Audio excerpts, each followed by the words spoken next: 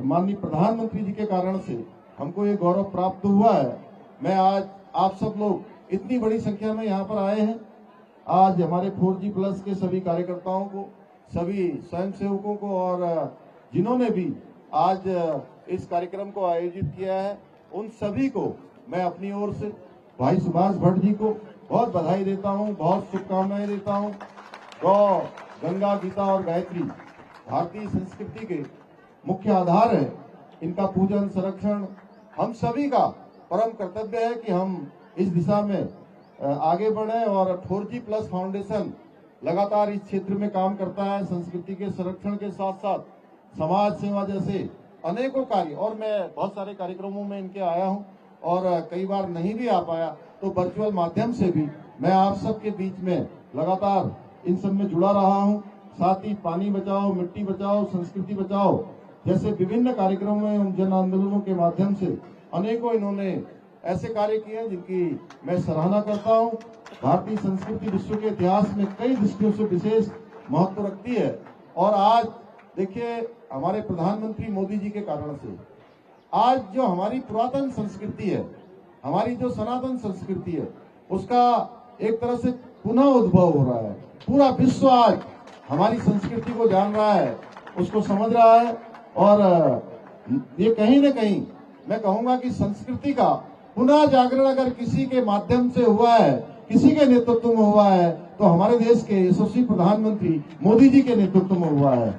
और उत्तराखंड के अंदर भी हम लोग लगातार उन सब कामों को कर रहे हैं। आज 4 धाम की हमारी यात्रा चल रही है बहुत शानदार तरीके से, और इतनी बर्फबारी हो रही है, पिछले 1 महीने से लगातार बर्फबारी हो रही है। लेकिन उसके बावजूद भी जो भक्तों का सैलाब है, उनकी जो भक्ति है, वो किसी प्रकार से कम नहीं हो रही है, बल्कि बढ़ती जा रही है। बाबा केदारनाथ जी में एक दिन में 30,000 से भी ज्यादा लोग आने के लिए लगातार अपना रजिस्ट्रेशन प्रत्येक दिवस के आधार पर कर रहे हैं। अभी हमने प्रदेश के अंदर धर्मांतरण को लेकर कानून बनाया कि धर्म कोई अपना बदलने के लिए जिस प्रकार से मनगढ़ंत तरीके से, तमाम तरीके से धर्मांतरित लोगों को करवाया जाता था, उस पर रोक लगाने के लिए हम कड़ा कानून लेकर आए हैं। और इसके साथ साथ देश के अंदर लगातार जो समान नागरिक संहिता यूसीसी की बात होती थी, उस यूसीसी को बनाने का सबसे पहले अगर निर्णय लिया है, उस पर ड्राफ्ट पर काम करने का काम किसी ने सबसे पहले शुरू किया है, तो आपके राज्य उत्तराखंड ने किया है। सबसे पहले यहाँ से शुरू हुआ है।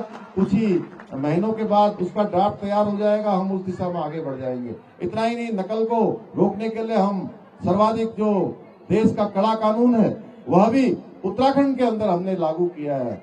इसके साथ साथ आज तमाम जगह पर जो अतिक्रमण है, जिस प्रकार का कब्जेदारी है, जिस प्रकार से एक तरह से जमीनों को हथियाने का काम है, उन सब पर भी रोक लगाने का काम और उसको हटाने का काम लगातार हो रहा है। आज अभी ड्रोन से भी हम सर्वे करवा रहे हैं कि कहां कहां पर किस प्रकार के कब्जे हैं, उन सभी को हम लोग हटाने का काम करेंगे। उत्तराखंड की सरकार हटाएगी, उत्तराखंड का प्रशासन हटाएगा। आज मैं इस अवसर पर आप सभी को बहुत बधाई देता हूं, शुभकामनाएं देता हूं कि आप सब लोग इतने उत्साह के साथ आज इस कार्यक्रम में सम्मिलित हुए हैं। और जो हमने संकल्प नए उत्तराखंड का लिया है, और विकल्प नहीं संकल्प के साथ कि आने वाले वर्षों में हमारा उत्तराखंड हिंदुस्तान का सबसे श्रेष्ठ राज्य बने, सबसे अग्रणी राज्य बने, उसके लिए हम सब लोग काम करेंगे। अपने अपने क्षेत्रों में अपने अपने जिन दायित्वों का हमारे पास जो भी काम है, उसको सर्वोत्तम तरीके से करने का काम करेंगे। पुनः एक बार मैं आप सभी को आज शुभकामनाएं देते हुए और आज के इस अवसर पर हम सब प्रतिज्ञा करें कि प्रदेश के पर्यावरण को और यहाँ की सांस्कृतिक जो हमारी विरासत है, जो हमारे पूर्वजों के द्वारा चली आ रही जो हमको मिली हुई विरासत है, उसका सम्मान एवं संवर्धन इस प्रकार करेंगे कि विश्व भर में जिस प्रकार केदारखंड और मानसखंड को आध्यात्मिक एवं पर्यटन के साथ साथ अन्य क्षेत्रों में भी हम पहचान दिला सकें।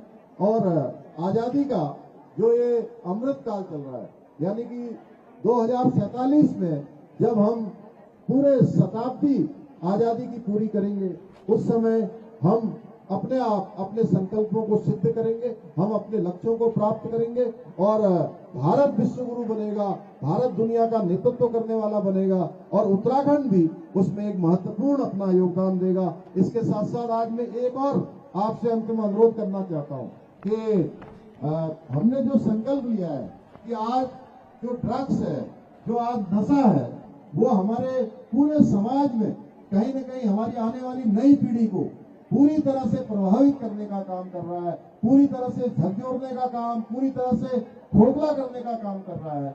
उस पर भी हम प्रभावी तरीके से सबका जागरण करेंगे, जो भी इस दिशा में जा रहा है उनको रोकने का काम करेंगे और हमने 2025 तक जो ड्रग्स फ्री उत्तराखंड का संकल्प लिया है, उस संकल्प को सिद्ध करने के लिए हम सब लोग अपना अपना योगदान देंगे। पुनः आज के इस अवसर पर आप सबका धन्यवाद करते हुए और इसके आयोजकों को, आए हुए सभी भाग लेने वाले प्रतिभागियों को अपनी तरफ से बधाई देते हुए अपनी वाणी को विराम देता हूं। बहुत बहुत धन्यवाद। नमस्कार, मैं हूं मानक गुप्ता। अगर आपको हमारा ये वीडियो पसंद आया हो तो इसे लाइक और शेयर जरूर करें और हाँ, हमें सब्सक्राइब और फॉलो करना ना भूलें ताकि आप देश और दुनिया की कोई खबर मिस ना करें। तो जुड़े रहिए हमारे साथ और देखते रहिए News 24।